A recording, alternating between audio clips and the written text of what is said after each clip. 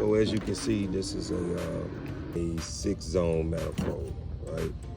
But what we discovered, we have, I guess they didn't want to cut out the whole manifold, so they decided to replace this valve. So I guess whoever repaired it before I did previously, they decided to put a valve in front of it and keep this open with the bleed screw. I did discover that.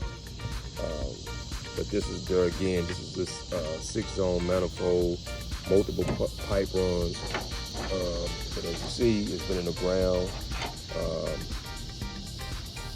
inoperable for some time now. As you see, it's not even wired correctly. You don't have waterproof wire nuts on it, which is imperative to, especially when you're splicing up wires in an underground sprinkler system. You want to use waterproof wire nuts, because what this leads to is a bunch of corrosion and give you a false reading on your clock, or your false reading when you're testing the zones with your valve reading. As you see, you had broken bleed screws on the manifold. It's old valves, so it was multiple of them. The solenoid was working, but the diaphragm within the valve was not coming on. Remember, we talked about that earlier in the chapters when we're dealing with troubleshooting valves. So even though there again, the solenoids might have been working, which giving a positive signal to the valve reader, but also the valve wasn't allowing water to pass through because the diaphragm was frozen for whatever reason, right? Because it's been sitting up for my understanding for many years at that time. So what I want to do is some cross-referencing, if I may, to show you the difference between a valve that works and a valve that doesn't work, particularly dealing with the solenoid issue. So got my valve reader here.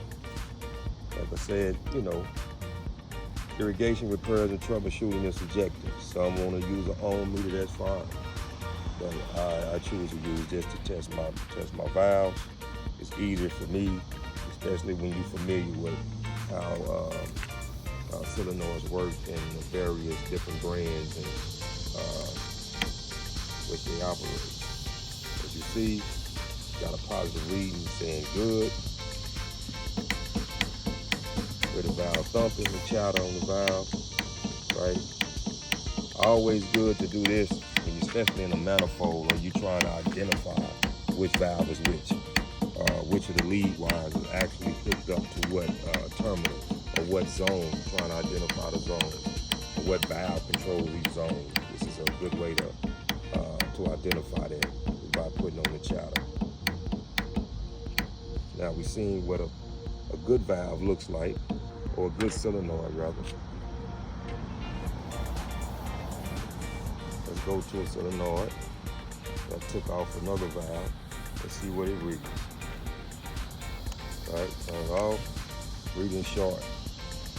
It means the solenoid is bad, right? It has lost too many of the ohms, so it's reading short. Let me demonstrate something else. Like I said, we'll cross-reference. So troubleshooting, dealing with valves and solenoids, as well as dealing with the fact that we're dealing with a manifold, right? So even though it's reading good, same type of solenoid, same type of valve, it's reading good, but it's not chattering. What I discovered from the clock was, even though I was getting a positive reading, it still wasn't coming on. I was able to cut it on with the valve screw or with the solenoid and get water to pass through. That definitely means that the diaphragm was working, but the solenoid had went out. And as I stated before, whoever repaired it beforehand, instead of having to replace the whole manifold, they chose just to put a valve in front of that valve in order to make it work.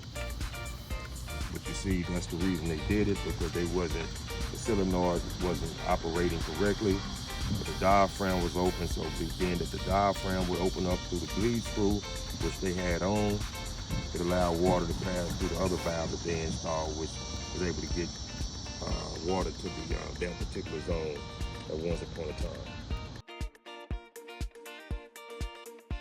A manifold such as this, where you got broken parts on it, broken wires.